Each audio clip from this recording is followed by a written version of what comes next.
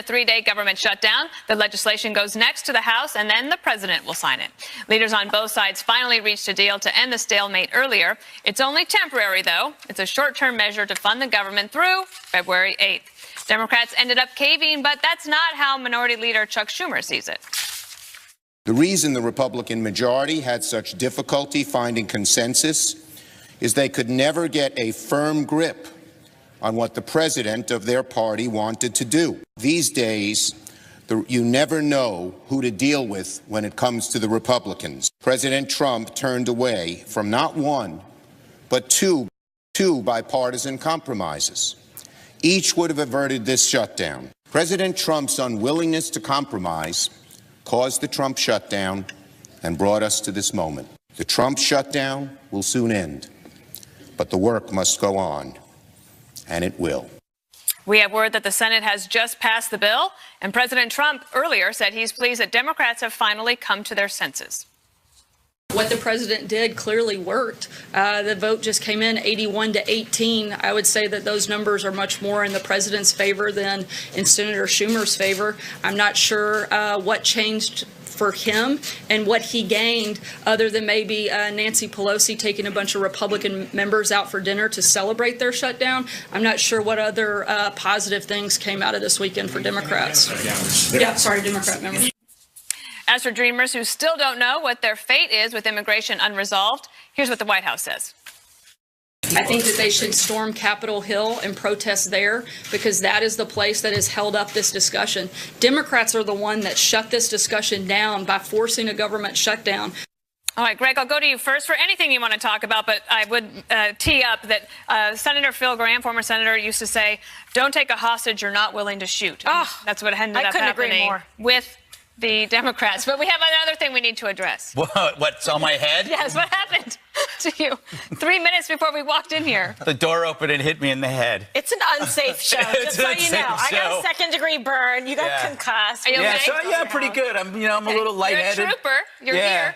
Yeah, I am. It's pretty good. It was basically a 3-day weekend for the shutdown. It was like, it wasn't really a shutdown. It was like a supermarket where one aisle is closed.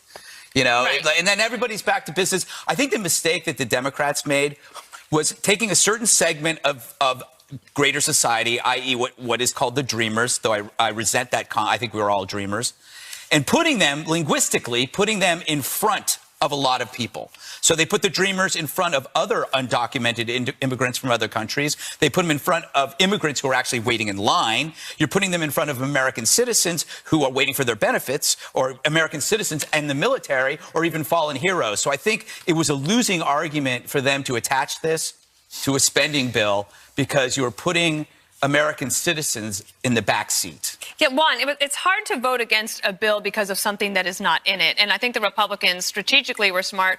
Everything that they added to the CR were things that the Democrats liked. The funding of the government, the CHIP money for 6 years. And so it's almost harder to keep basically arguing for something that is not in there. But they did get the concession that an up or down vote will be held on DACA in the Senate by February 8th. But it's not promised. It's just a pledge. It's kind of uncertain. What I mean by it's not a promise, it is a promise. It's not guaranteed, Dana. Right. So for the Democrats, when you see Chuck Schumer up there saying, hey, here's what we've done, I think from his position, we've revealed that the Republicans can be very hard on the Dreamers, and most Americans want a deal for the Dreamers. And secondly, the polls have shown that most Republicans would have been blamed. But Schumer, and I think this is particularly true for the Democratic base, caved. I mean, he basically said this could look bad for Democrats if you were to follow the kind of spin, what Greg was just saying about, it's about the military, or it's about putting the Dreamers ahead of somebody in the government or government functions for people who are getting Social Security checks or whatever. I don't know. But the problem for Schumer and the Democrats is the Dreamers, the Hispanic caucus, I think a lot of people in the base who just think, Democrats are just feckless. Well, in a way, Jesse, I wonder about the Democrats. We talk about the Republican Civil War, but the Republicans actually were remarkably united through this period. And the headlines for Democrats, especially in those red states where they have Democratic senators that are up for re-election, it became harder for them to swallow a lot of the headlines that were coming their way. And Senator Schumer sided with them over the more progressive part of his party. Well, Juan just said the Democrats are feckless, and Schumer caved. I think he's the one that got hit in the head. That was a long time ago. I completely agree with both Juan and you, Dana. Crying Chuck caved. It was the Schumer surrender. He totally miscalculated on Trump's core values. Why would Trump blink when you're prioritizing illegal alien negotiations? I don't think Trump comes out of this looking bad at all. He came and stood on principle and didn't blink, and now has a stronger hand going into future negotiations. And the position that Chuck has taken has evolved. At first it was, we're not going to fund the border wall at all. Then we're not going to link DACA to the border wall funding. Now border wall funding is on the table, and Trump has successfully linked wall funding to the DACA debate. Trump does not look good here at all, and the Democrats totally miscalculated the polls on the issue. Just because 70% of the American people want to protect the Dreamers doesn't mean that's the highest priority of the American public. Right. They said the American people were saying, okay, like, we want to help the Dreamers, but don't shut down the government because of it. And right before this show, Kimberly, we found out that President Trump apparently is currently meeting with Senator Doug Jones, the new senator from Alabama, and Senator Manchin from West Virginia, Democrats who apparently they're talking about immigration, so maybe they're trying to figure this out. We're putting them in the reasonable category versus Upchuck, who's probably puking right now in his private bathroom because he's not coming out of this looking good at all. And not a good move, but, you know, this is the exact thing when you deal with like a businessman who knows how to negotiate, and now you have something that's married together that is very good for the Democrats, so how could they object to it? So it was just like a strategy in terms of going forward. But ultimately, forget about the politics. This is good for the American people, and it's in keeping with what the voters, what people want. And of course, you want to be good to people. We're a nation of immigrants, okay? But there has to be some specific structure and guidelines set up. And there's no need for us to protect people who are illegal immigrants that come in here and that are criminal recidivists and commit crimes of any nature. So President Trump, this wasn't something that he was going to give up on. He was taking a stand. He also has to, politically, and because it's the right thing to do, to not back off in terms of border security and protection. That is something that was pivotal in terms of what he ran on. You have a big problem with his base if he abandoned that. So right now, it's an advantage POTUS. Can I just interrupt for a second to say, this is not about Donald Trump. You guys seem to think this is a win for Donald Trump. Let me just tell you a couple things over the weekend in Washington. One, the White House answering machine saying Democrats have shut down the government. They're responsible. It's the reason we can't answer the phone. And then a 30-second ad put out by Republicans that said Democrats are complicit whenever an illegal immigrant commits a crime. In fact, the kind of conversations among politicians was that, guess what? Trump wasn't informed, not involved, in fact, not trusted in terms of further negotiations on this. That's why it came down to something between Schumer and McConnell. I don't think, by the way, the American people have lost track of the fact that Republicans control House, Senate, and White House and have not passed a budget and still don't have a budget right now, and that even though we've kicked the can down the road to February 8th, they're going to have to make some kind of deal. And guess who's going to really wind up in terms of burden on the shoulders? Paul Ryan. House, Senate passes a bill, let's say February 8th, it's got to go to the House. And then what does Paul Ryan say to all of his Freedom Caucus guys? And if they don't do it, what does that look like for Republicans? I asked David Hoppe that today. He used to work for Speaker Ryan, and he said that he thinks that the Speaker is pretty happy with how things turned out today, and he's not concerned about it. But I think, you know, whatever happens in this meeting today and going forward that President Trump is having with those Senate Democrats might make a difference. Greg, listen to what Mitch McConnell said earlier on the Senate floor. I think if we've learned anything during this process, it's that a strategy to shut down the government over the issue of illegal immigration is something the American people didn't understand and would not have understood in the future. So I'm glad we've gotten past that, and we have a chance now to get back to work. I think, Greg, one of the things is that most people didn't pay attention to this over the weekend because, one, there was a big football game that we're going to get to later in the show. There was? But also because the shutdown doesn't really have much of a bite until it gets into the later days.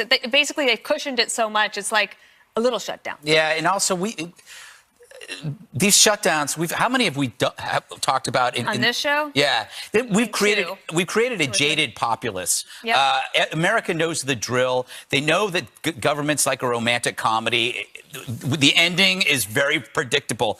So I always wondered if there's a solution for this, and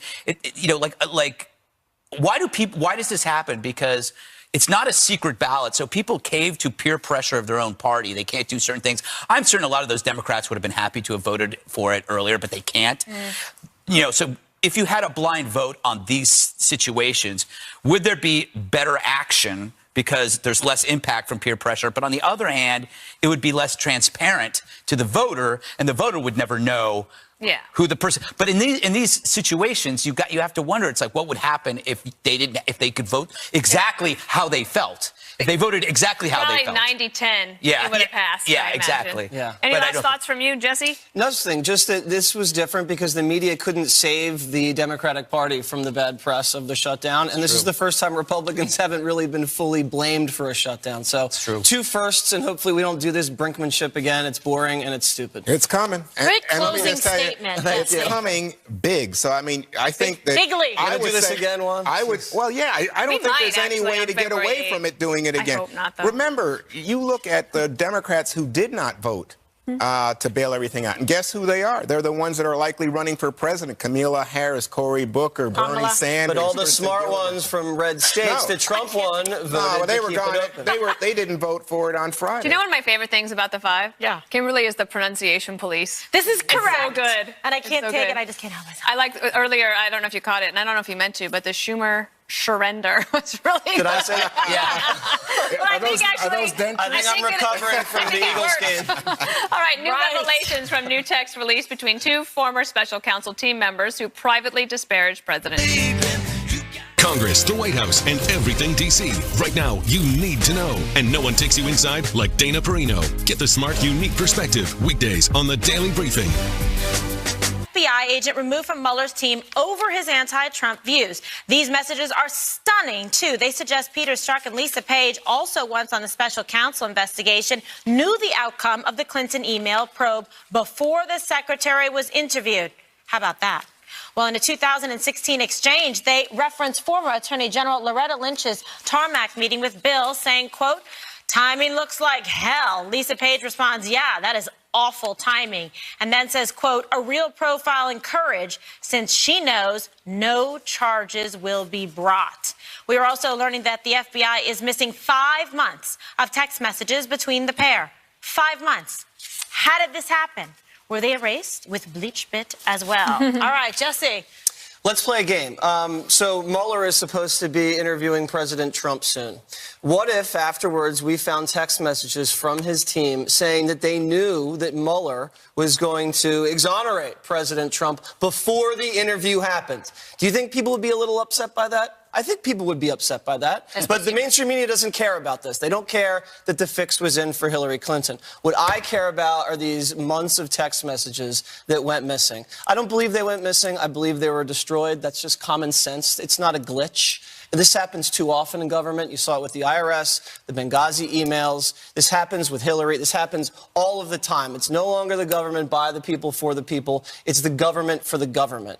It's just very upsetting. If this happened in a Republican administration, there was destruction of evidence, and this was a critical time. Remember, this was when the Trump transition was taking place. This was when Flynn was interviewed. This is when Comey was fired. If the messages were so bad before that we saw between these two people, can you imagine how bad they were during that period that all of a sudden they went missing? I'm not a conspiracy theorist, Juan. I know you think I am. But even you, as a common sense individual and as an American, have to realize that this does not add up. Well, I just disagree. I mean, first and foremost, let me just tell you. Where are the emails? Where are the texts? Okay, let me address things. First of all, this was before the period you're talking about, the missing emails, right? This was early in 2017. So that's a different No, this period. is from December until May. Okay. What we have... What's going on here? 2016. Of 2016, not 17. 16, not 17. The bigger point, though, and the one that Kimberly and you were talking about... Yeah, that's what it says. Okay. The bigger point that Kimberly and you were talking about, though, is this woman saying, "Oh, and Loretta Lynch knew that she's not going to be charged, right?" But the fact is, wait. Just back it up, Juan, because I just want to correct something Juan said. The research that we have here. Yeah, 16 From the highly esteemed to producers. 17. Okay, thank you.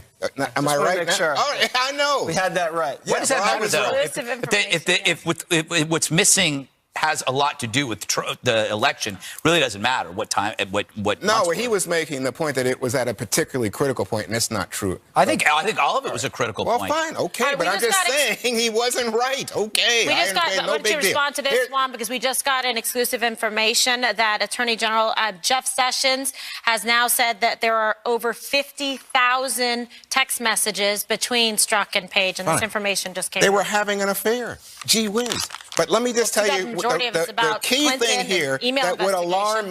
me as a reasonable person, Yes. as you were kind to Let's say get of back me, to that. was that if she was somehow indicating that the system was rigged and that they were not going to charge Hillary Clinton, and this was no, let me just say, if you are inside an investigative organization and everybody says we don't really have a basis to charge this woman, we're going to go forward in terms of asking her questions, but so far, everybody from the Attorney General to the FBI director says we don't see a basis. In fact, the FBI director later says that no prosecutor would have brought charges. Maybe that's all So she's they indicating. knew Hillary was going to tell the truth and not perjure herself? Well, I don't know. No, they knew exactly what Hillary was going to say during her FBI interview. No, but I'm saying up to okay, that real quick. point, there was no such condemning evidence that would be the basis for a successful prosecution. All right, let me There bump was, in here with some breaking news and a further statement from Attorney General Jeff Sessions. He said, "We will leave no stone unturned to confirm with certainty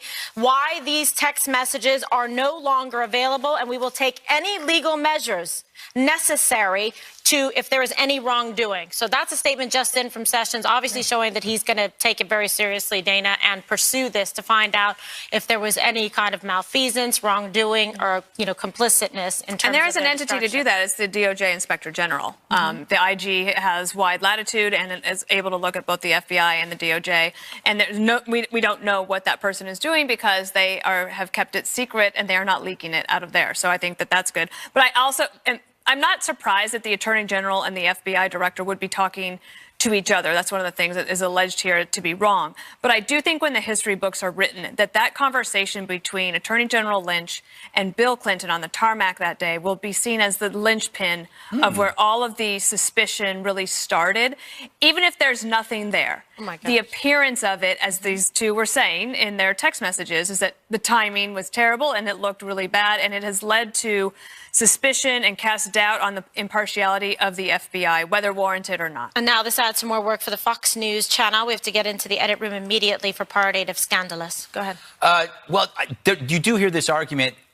I noticed yesterday a lot of people saying, well, this is bad because it feeds into the idea that something bad happened, or it feeds into the idea that there might be a conspiracy. It feeds into the idea that this is more than coincident.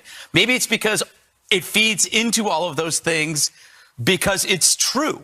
The fact is, they laid it out for you in the emails. When you read the emails, it's quite possibly that there might have been a conspiracy. It may not feed into the conspiracy. It may be the conspiracy. You have three things, okay? Three things that are that make up this story. Perhaps they might have been using the collusion investigation to thwart Trump's election. Possible. Lynch knew ahead of time that Clinton was going to get cleared before she had claimed she was going to obey Comey. The third thing is the technical glitches. So when you put that all together, it's shadier than the Sunglass Hut. I mean, That's pretty funny. Good place, though. And one more thing, I just want to exonerate myself because December 2016 to May 2017 does cover the Trump transition, the Flynn interview, and the Comey firing. Juan, where's your apology? Jesse, what a comeback. Whoa, clean that up. Aisle 7, big spill. All right, the March for Life or the Women's March? Which demonstration do you think got more coverage on the broadcast networks? The answer next. Stay with us. Late night when you need my love. And I know when When I walked in, the door opened, it hit me in the head. So on Twitter, people keep saying they see this big red bump on my head. It's a big red bump. It was bleeding, but not anymore. No, it's not. I think it's gonna look great tomorrow. All right, I'm gonna try and get through this monologue. Then I'm gonna go home and go to sleep. No, don't go to sleep. All right, according to the Media Research Center, you're not supposed to go to sleep. Go to sleep. The evening news covered the Women's March 3 times more than the March for Life.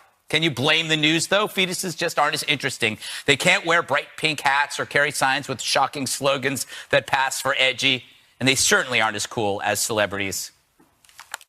We have a racist in the White House. My body, my choice. My body, my choice. Our democracy's survival and the Earth's survival depends on our ability to get people the facts. Trump can't read. Trump can't read. All he does is watch TV. White women need to hold up our end of the fight. Not just coming to rallies with like-minded others. Oh, what? So we heard him loud and clear. Sadly, no one can hear a fetus. They're the truly voiceless. But we've heard this media coverage story before, that the media covers X way more than Y. It's an old story. We do it, but we do it because it's true. The bigger question is, why is it true? Even if a network producer wanted to cover the pro-life march more, it's simply too risky. By pitching that idea in a meeting, you give yourself away that you might not be a liberal. It's like an NRA sticker. It tips people off that you're more red than blue. So rather than expose yourself to your peers' disgust, you bite your lip. We've all been there at parties and at work. It's called preference falsification, where your public and your private beliefs conflict. It's like when your boss comes in wearing an ugly shirt. You don't want to be the one telling him it sucks. A better example, when you're one of your most pompous talents, Joe Scarborough, thinks he's a pop star. We go to break with some of the powerful images from over the weekend as millions of Americans gathered in cities and streets across the nation for the 2018 Women's March. You may get the chance to stand against a column of tanks. What this president is doing is just so wrong. Holding up your hand. He's like 10 times worse than Nickelback. Anyway. I like Nickelback. So do I. You know what? That doesn't surprise me, Jesse. All right, but that's proof, much to the amusement of people like me. So please keep telling Joe that this stuff is great, and I'll continue to laugh my ass off. Although I think he got true revenge. I have the knot on my head. But it's true. Like, if you, Dana, if a reporter says, hey, we should expand our coverage on March to Life, the producer thinks something, and they think, oh, they roll their eyes. You're one of them. Like, oh, great. Yeah. Like, how are we going to show that? Yes, yes. There are no celebrities at March for Life. Right. And also, well, okay, one thing about March for Life, these are people that come to the march, but they don't just do March for Life every year, every once a year. They live this every day. Yeah. They care about the issue, and they're actually having impact. Yeah. And they are making a big difference. I can understand why, from a news perspective and from a video perspective, you want to cover all of these marches all across the country because they were big and they were in the major cities, and because it is specifically about President Trump, and they know that they're going to get ratings for it. I mean, that's why I think that's why it happened. Fair point. Jesse, do you plan on releasing a song anytime soon? And if you do, I will stop you. No, I can't sing, but I didn't think that Scarborough melody was that bad. I really didn't. I didn't think it was that bad. Well, you like Nickelback. I tolerate Nickelback. But a lot of people They've had a few hits. Yes, well, you don't even like Adam Levine. You don't like anybody. I know. Yeah, you don't like anybody. No, except death metal. I just like good music. That is, well, I wouldn't call your bumpins good. Well, Jesse could sell an album. He's like the Hawk. That was Lee Hazelwood. I don't wear socks. How can you insult Lee Hazelwood? I'll take my socks off and blow my hair out. I think what they do is... I told you that in confidence. I think the media covers the conservative rallies and liberal rallies differently. If it's a conservative rally, if it's a Tea Party or a March for Life or something like that, they either ignore it if it's a March for Life, or if it's a Tea Party, then they infiltrate it and they only show the most offensive and dangerous signs, and they try to interview the most deranged people and then obviously smear it. It is a Occupy Wall Street march or an Antifa rally or even just one of these women's marches. They magnify it to make it look much bigger than it really is. Zoom out. And then they lionize it to make them look like they're pure and noble. There's no interest in going into the guts of the women's march and exposing those nasty signs and exposing that nasty behavior. I accidentally got caught up in the women's march on Saturday because I had to go live because of the Schumer shutdown. Thanks, Chuck. And there were people flipping the bird at Fox News when they were crossing by, hurling really nasty insults at Fox News as they walked by. Some of the signs were, I mean, I couldn't even have them be around my children. It was nasty. So, you know, there's a total double standard, and you made a good point as to why. Kimberly, thoughts? Yeah, I think your swelling is going down. So I'm not going to be as horribly disfigured as I thought. I think people on Twitter will be the judge of that, but it feels a little better. Thank you, pills. Okay. Well, this was a predictable outcome, wasn't it? I mean, of course, like they're going to go to the television. It's got the big splash with everybody there, with the celebrities, the screaming, frothing at the mouth, the whole deal. But again, I think it's such a good point that the individuals that are pro-life, and this is like a calling where every day they wake up and they're thinking about it and they're passionate about it. It's not just like about a show of force for one day. It's a lifetime kind of choice and mission that they are committed to, which I think is, very noble. And they're consistent in it in terms of trying to pursue it. Now, in terms of the Women's March, I mean, I like women. Everyone loves women. We're for women. We're for equality.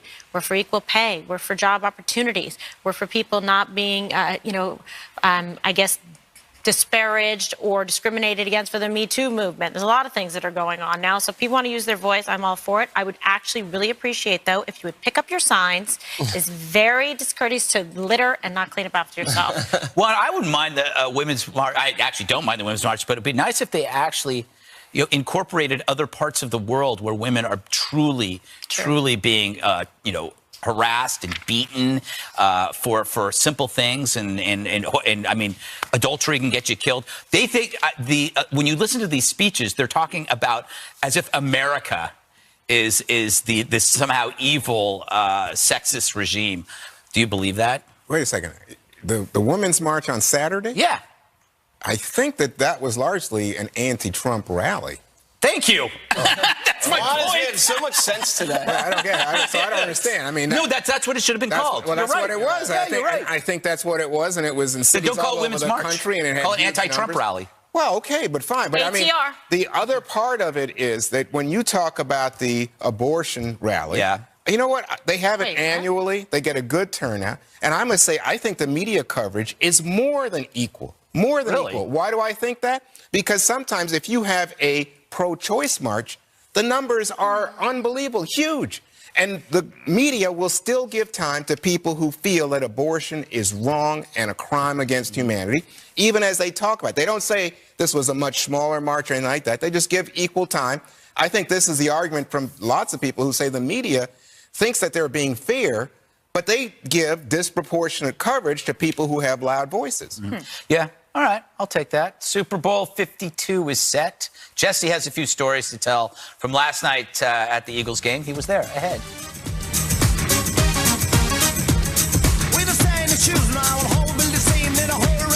Whatever you're doing. Ever since I was a little boy growing up in Philly, I've held out hope the Eagles would one day win the Super Bowl. What an emotional night for me and my fellow fans to see our team get another shot. What a night in Philadelphia. Doug Peterson and the Philadelphia Eagles are going to Super Bowl 52.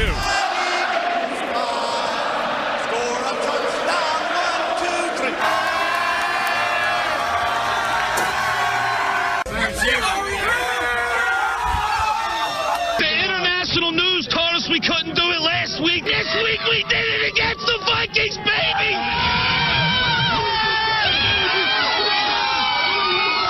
I know. I was fortunate to be at the game last night to witness the Eagles demolish the Vikings, sending them to Super Bowl 52, where they're going to be facing off against the Patriots once again for the championship.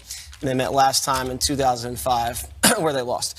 So I was walking to the stadium, and, we get out of the taxi, and the first thing we see a Vikings fan walk by, and everyone's pouring beer at him. And then once we get inside the stadium, the first thing we see, a guy passes out, falls, and you can hear the crack of his skull hit the cement. They hadn't even had kickoff yet. The guy's already blacked out drunk. Williams. Was he okay? Would you like to congratulate me? No, we didn't. Oh, no. Big congratulate. How much fun is it when your team's going to the Super Bowl? I know. You probably don't know since you're a Redskins fan.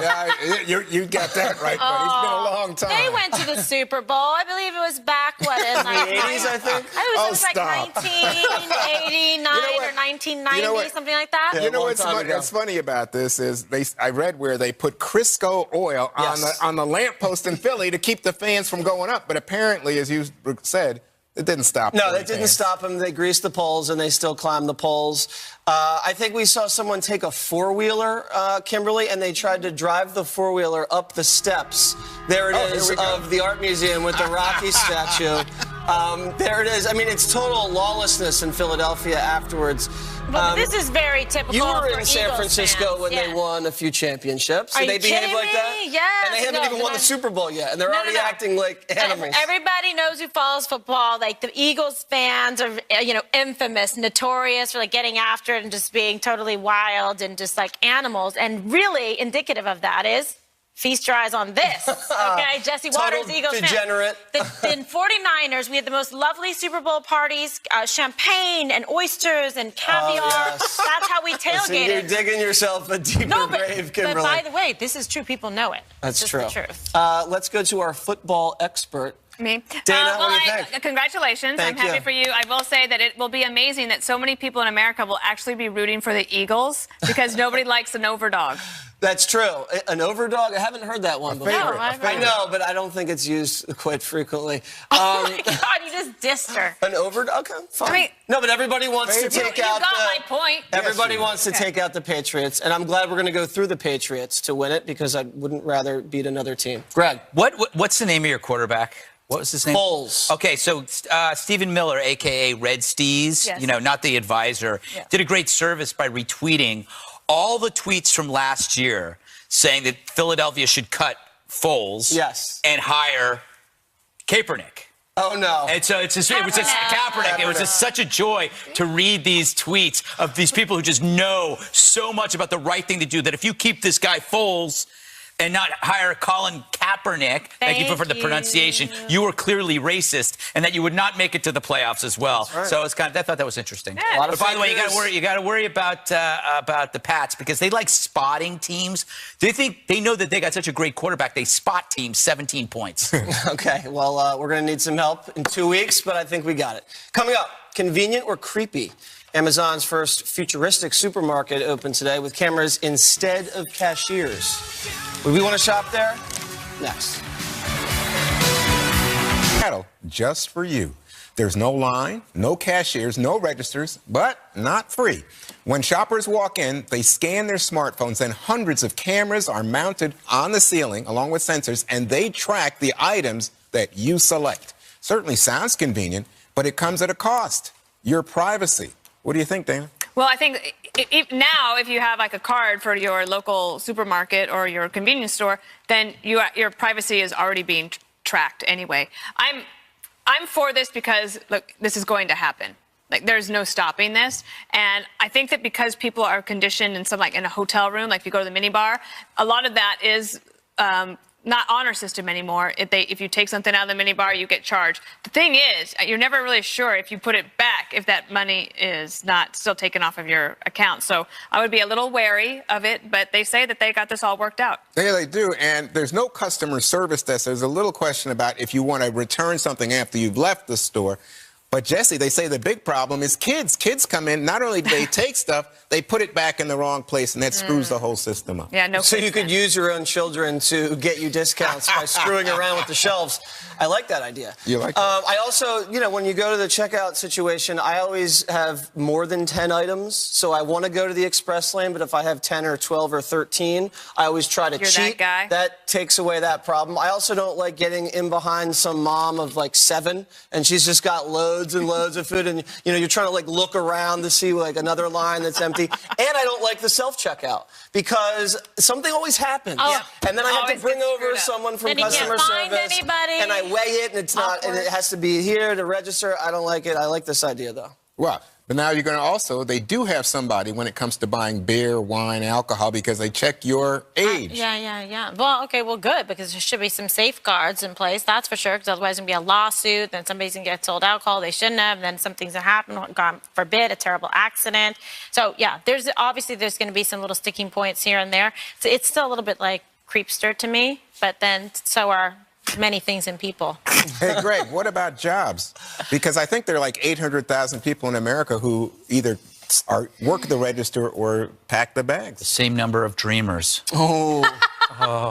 Hey, it shows the disconnect between private opinions and public posturing. Everybody pretty much loves this idea. It is a mini bar cubed. It's like it's not a new idea. This is a vending machine that you can walk inside of. Yeah. And the fact is, these things will not just things will be around the corner, replacing bodegas and 7-Elevens. What about the jobs? No, the point is, that's the public posture when you go, what about the jobs? The fact is, my guess is Amazon is providing more jobs than they're costing.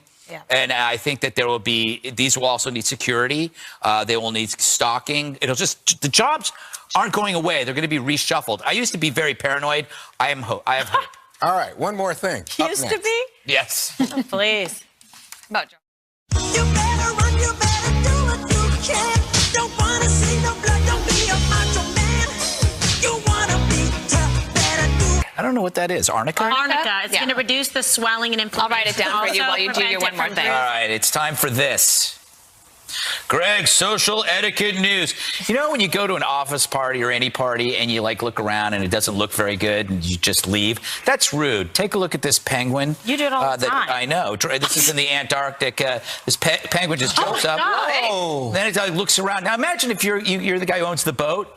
And the penguin's just checking out and looking around, seeing if he knows anybody, checking out the spread. Not a good party. Screw it, I'm done. That hurts people's feelings. Yes. Same size, too. Cute. Stick around for a while. Penguins. What? You got to think for penguins in 2018. Yes, I've decided to move on to penguins. All right, I'll go next.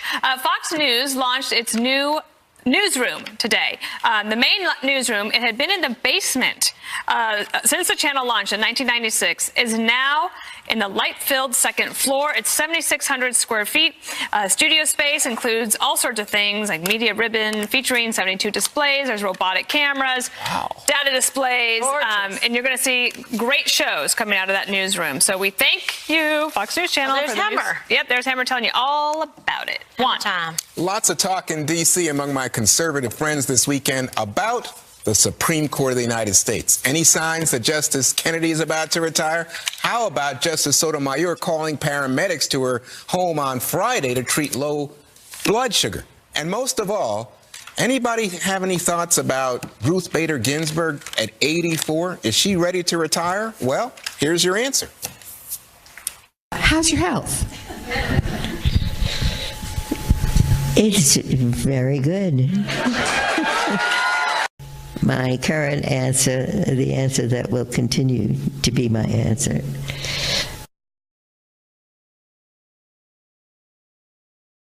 It upset poor Gregory. Brutal.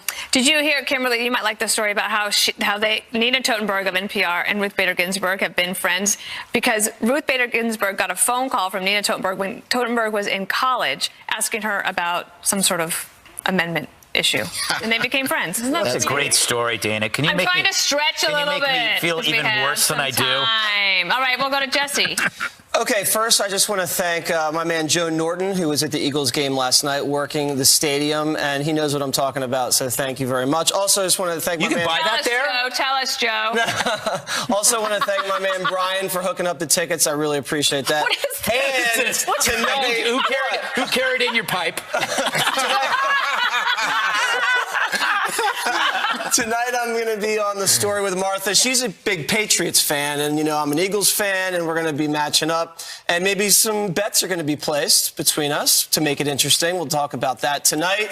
And, you know, she can bust my chops. And I think everybody thinks the Patriots cheated, so we're going to be talking about that, too. All right. Okay. All right, Kimberly Guilfoyle. I end on some sad news this evening for us here at the 5 and at the Fox News Channel. Today, we are all mourning the loss of one of our crew members. Yesterday, our video operator, Brian Sterling, passed away. Brian was a vital part of the Fox News team, working at the channel for 8 years and on this show for the majority of his tenure. He had a wonderful demeanor and was always someone who had a smile on his face. You couldn't have known a nicer man. He leaves behind a wife, his 13-year-old son, and a 16-year-old daughter. They are in our thoughts and in our prayers.